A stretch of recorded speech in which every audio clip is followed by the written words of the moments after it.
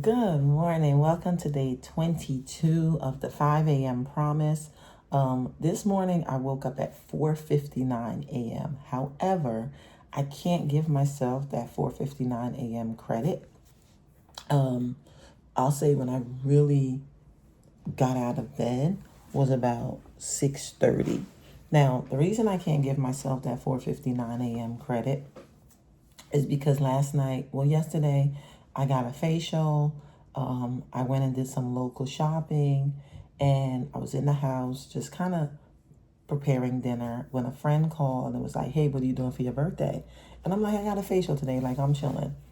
And he was like, "No, not like the stuff you like to do. Like, let's go out." I was like, "All right, cool." So I got dressed and we went out. We ended up going to like an old school, like a little hood bar, like back in the day. I've never been to this one, but I've heard people talk about it.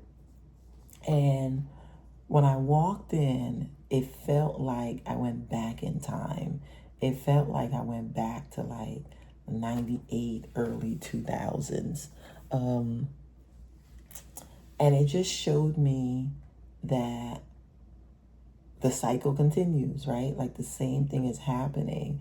It just reminded me that I'm not missing anything. So that was definitely worth going.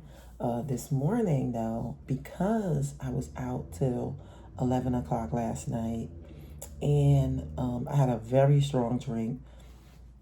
I woke up at 4:59, but I was very groggy and I was extremely tired. Like, I was up, but it was just hard for me to function. So I just had to lay back down for another hour and a half or so, just so, I could feel a little more rested. And it worked. So my lesson that I wrote today was, I'm starting to see the pattern with when I go to bed early, how I feel the next day versus if I hang out